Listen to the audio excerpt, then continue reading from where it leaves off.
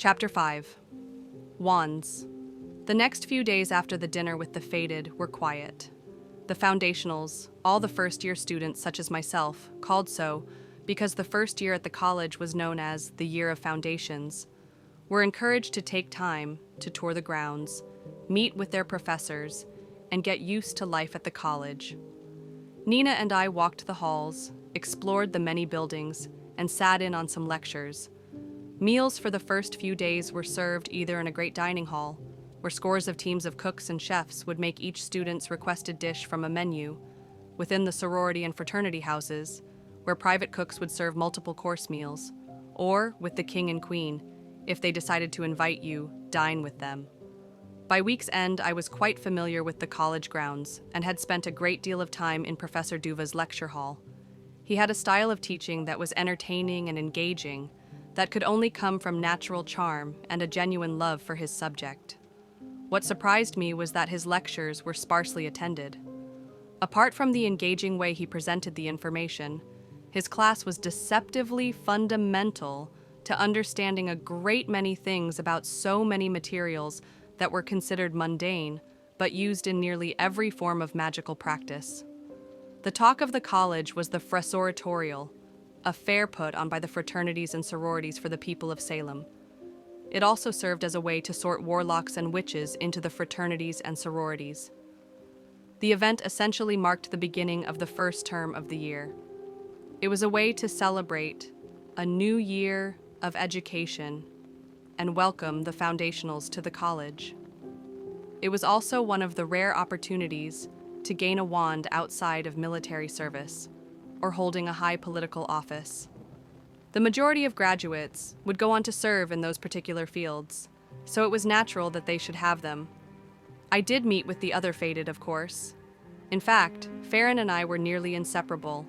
We took every meal together, attend most of the same lectures, and had fallen into our old routine of ending our evenings sitting by a fireplace in a library reading books before we had to return to our dorms. The impression I'd made upon my arrival was still fresh in most people's minds, but it was clear that wherever I stood in the hierarchy of the college, I was already spoken for. The Saturday after the welcoming ceremony came and all of the foundationals were gathered in Tudor Hall, named after Queen Elizabeth I, who signed into the law the Witch Act. Unlike its counterpart from my first life, the Witch Act made the practice of magic legal and was believed to have been implemented so that the Queen could use any means at her disposal to retain her youthful appearance. It is credited with being the point in history where the world began to become what it was to this day. We sat quietly as we waited for the college staff to begin the day's ceremony. Farron was next to me, holding my hand, while the other fated sat to our left and right. Alan was immediately to my left, and I had considered asking him to sit somewhere else. He was so well known that his very presence drew attention to us. However, since he'd already established that he would be watching over me as a favor to Duke Mortison, the damage was done. It also wouldn't be fair to ostracize him in one of the few lifetimes we were all together. After half an hour of idle conversation on the part of the students, the staff made their entrance.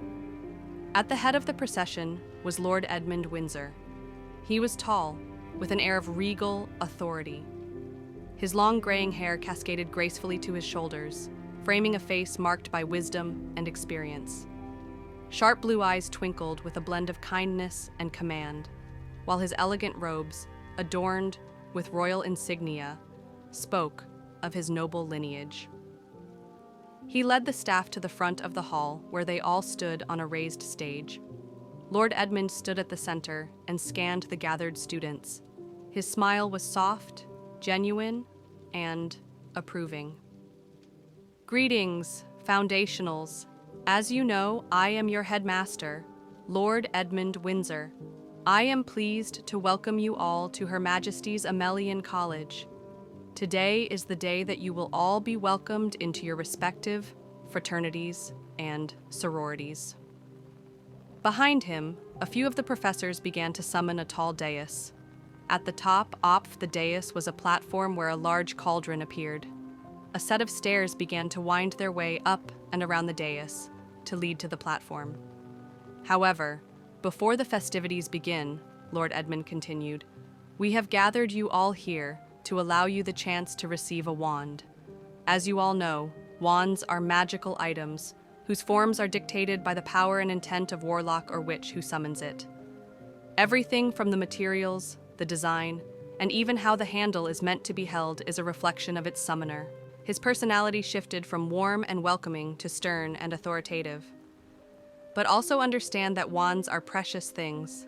They enhance and augment their wielder's natural gifts in a way that only truly gifted magical practitioners are given license to wield them.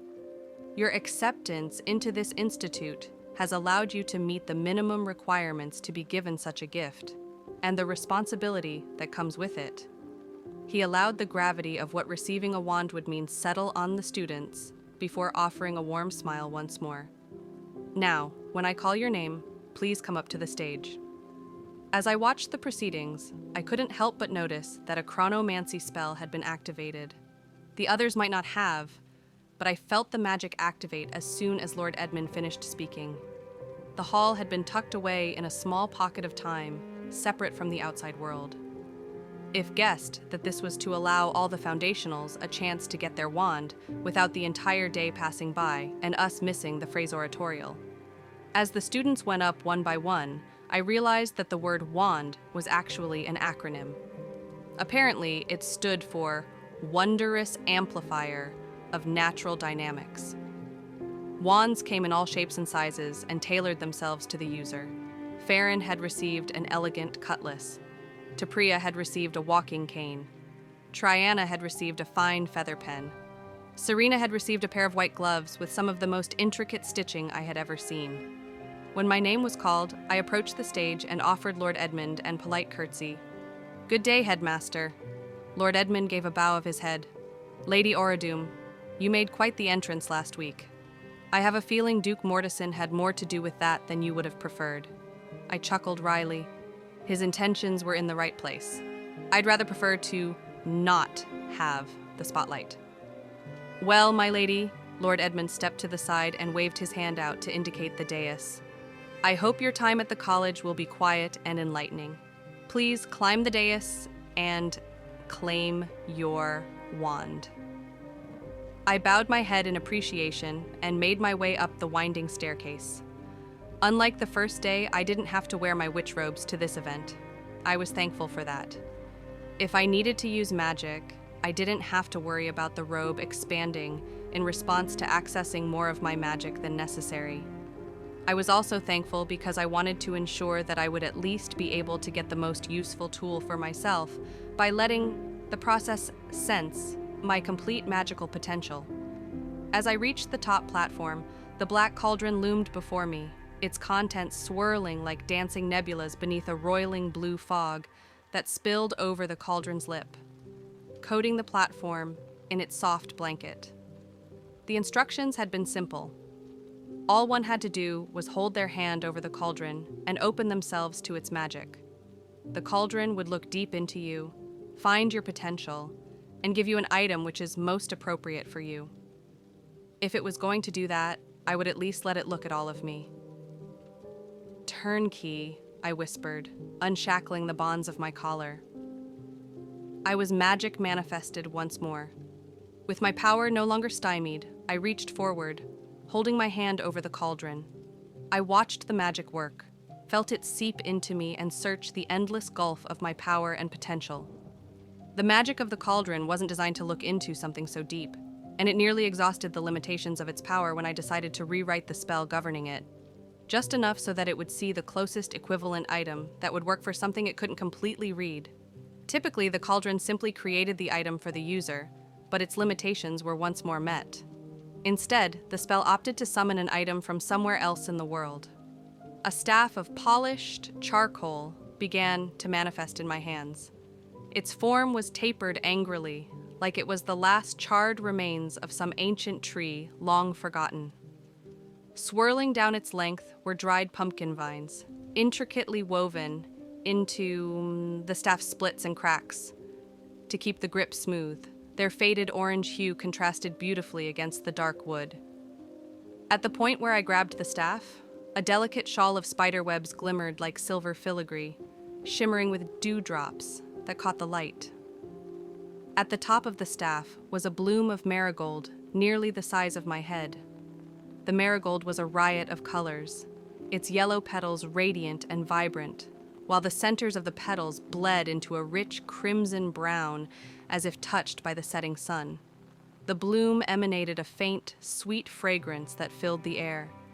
Dried, dead leaves of differing sorts fell from the staff, swirling downwards in a lazy, whimsical, magical breeze, which only affected the leaves themselves. Once it fully manifested, I pulled it close to inspect it. I smiled, pleased with the result. Even if it hadn't been a magical item, it would serve as an excellent accessory to my witch robes. Satisfied with the results, I resealed my collar, then began to make my way down the dais. Midway down the stairs, I couldn't help but notice that everyone was looking at me with less interest than we'd been doing when others gained their new wands, and more shock. I stopped when I reached the stage and looked at Lord Edmund, my cheeks blushing as I searched him for some sort of answer. My voice came in a hushed whisper. "Did I do something wrong, Headmaster?" Lord Edmund stared at me for a few moments before clearing his throat. "No, my dear. I can't say that you've done anything wrong exactly." He looked at one of the staff members. "Please continue the ceremony. I need to have a word with Lady Oradoom." With that, I was quickly escorted into an antechamber on the side of the hall. The room was clearly used for simple study or conversation, as it had a few lounge chairs and sofas surrounding a fireplace. Lord Edmund sealed the door with several locking and privacy spells. Once he was finished, he turned and motioned to the furniture. "Please, have a seat, Lady Oradoom." He smiled gently as he sat down in a large leather chair with copper studs. I sat on a thickly cushioned sofa and placed the staff in my lap. "May I ask what's going on, Headmaster? If I've done nothing wrong, then I'm not sure." "As I said, my lady," Edmund interrupted, "you've done nothing wrong. However, I have to assume that something has gone awry with the ritual." "Why do you say that?" I asked. Lord Edmund sighed, the sound signifying that he clearly did not want to breach the subject he was about to. "Forgive me, my lady, but I am well informed on the coming and going of most noble houses, regardless of their size or importance. It should not surprise you to learn that I've heard some rather uncomplimentary rumors about the way your parents treated you."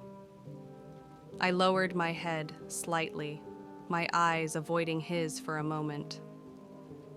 "It's a topic I'd rather not discuss, and I'm not sure what that has to do with the ritual." He took a deep breath to center himself. "Part of those rumors is that they wouldn't allow you to study magic or much of anything at all. So I have to assume you're particularly ignorant of even the most significant of things out in the wide world, meaning no offense, of course." I looked at him and gave a hesitant nod. "It's true. I was taught what was required to teach me so that I could be an acceptable marriage prospect, but nothing more. I know little of the world beyond what you expect a young bride to know." He nodded in understanding. "Then, it's not a surprise to see that you don't understand the significance of the item in your hands right now." "You mean my wand?" I asked as I looked at it. It was beautiful and clearly magic, but beyond that, it didn't seem to hold any real significance to me. "Tell me, my lady, do you know who I am?" Lord Edmund asked, as if testing my knowledge. I returned my gaze to him. "Yes." "You're Lord Edmund Windsor, cousin to Her Majesty, the Queen." "Indeed I am," he nodded. "Knowing that, you should listen to what I say next, very carefully." My head tipped curiously, but I quickly adjusted my posture and nodded to signal that I was ready to hear what he had to say. "As a member of the royal family," Edmund began, "and a close relation to the Queen, I can tell you now that people will come looking for that staff. They will do so because that is the staff of seasons, the Queen's scepter." I interrupted him breathlessly. "You do know of it then," he replied. "By reputation," I admitted. I've never seen a picture of it, but as I understand it, the monarch uses it as a scepter to represent their rule. It was taken as a trophy by King Edward I after his victory over the Fey courts during the Scots-Fey War. And it has been used as the royal scepter ever since, Lord Edmund replied. At least, that is, until today. I looked at the staff as I mentally berated myself for aspiring beyond whatever item the cauldron might have given me in my repressed state. Forgive me, headmaster, but I was under the impression that no witch or wizard can take the wand of another. Edmund chuckled and shook his head. The Staff of Seasons has never been, any monarch's wand. It's simply a symbol of their authority, just as much as St. Edward's crown is. And you, Lady Orodum, have just taken it as a wand. I couldn't tell if my face was more embarrassed or more horrified. Lord Edmund, I swear that it wasn't intentional. I simply did as instructed at the cauldron, and that staff appeared. He held a hand up to dissuade my concerns. I know you didn't do anything intentional, Lady Orodum. However, the fact is that you did conjure the staff. The yeoman warders will no doubt discover its disappearance from the Tower of London soon enough, and because I am aware of its location and the circumstances by which it has disappeared, I am obligated to inform Her Majesty of what transpired. Will I be arrested? My breath hitched at the prospect. I knew I could avoid all of this if I wanted to, but it wasn't my place to disrupt this world in such a way. Lord Edmund shook his head. I very much doubt it. No one can be faulted for an item being conjured or summoned to them through a wand ritual, but it will have consequences and likely some large implications. I should think your notoriety, as humble as you wish to keep it, will become rather infamous soon. I'd be happy to give the staff back, I said, as I held the staff out to him. It's far too late for that, Lord Edmund chuckled. The staff is yours by right of the ritual. No witch or warlock may take it from you. The magic of the ritual has bonded the staff to you. The Queen can no longer claim it as hers. But there will be questions, and you will have a great many eyes on you from here on out. My head dropped in forlorn resignation. I don't suppose the eyes and the questions could come subtly, could they? I understand having the staff will draw the attention of the other students, but I would still appreciate it if whatever consequences come, they could come as privately as possible. He took a long, deep breath as he considered the request. I understand the reasons you'd make such a request. If I'd come from a household similar to yours, I can imagine doing my best to draw as little attention to myself as possible. He stood and folded his arms behind his back. I will endeavor to see that your request is honored, Lady Orodum. When I contact the Queen, I will explain the situation in detail and advocate for discretion in the matter. The final decision will, of course, be hers. But I believe she'll take the circumstances into consideration. I stood and smiled up at him. Thank you, Headmaster. I'm grateful for anything you can do on my behalf. Of course, Edmund replied. Now, as I will do this favor for you, I want you to do one for me. I raised a curious brow. What might that be, Headmaster? He gave me a knowing smile. I won't pretend to know everything that's going on, but I want you to treat me with respect enough to realize that you are more than some quiet girl from a less than desirable family. Regardless of your circumstances, you have significant magical potential to be able to call the Staff of Seasons to you. He reached into his coat and produced a small card, which he offered to me. You'll learn a great deal about world history during your classes, but I believe someone with your potential might do well with a personal touch. If you ever have any questions, please use this to schedule some time with me. I am always happy to make time with students I believe show great promise. I took the card and looked at it. It was the size of a business card and had his coat of arms on it. A simple enough little item, All I would need to do is tap the coat of arms, and I would be able to speak with him directly. Without pockets, I could only tuck the card into my brazier. However, doing such a thing in front of a man would be unbecoming. A little sleight of hand made the card disappear from view. No actual magic used, but the trick seemed to amuse Lord Edmund regardless. "Thank you, Headmaster," I bowed my head. "I'm grateful for the opportunity to turn to you should I need anything. And you humble me by the potential you..." "Merida?" Edmund clicked his tongue. "I asked you to treat me with respect enough to understand that I can recognize your potential. That includes feigning humility." I blushed and smiled. "Yes, Headmaster." He laughed and nodded. "Better. Now, let's get you back to your friends, shall we?" Lord Edmund escorted me back into Tudor Hall.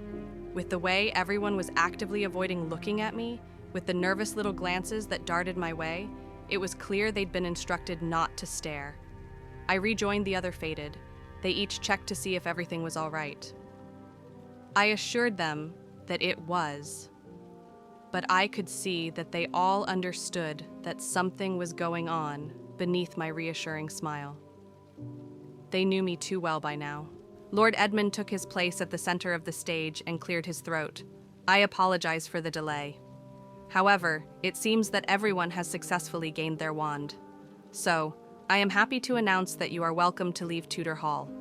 Outside, you will find Frasori Toriel, where you will be naturally guided through subtle magic to the fraternity and sorority that best fits you.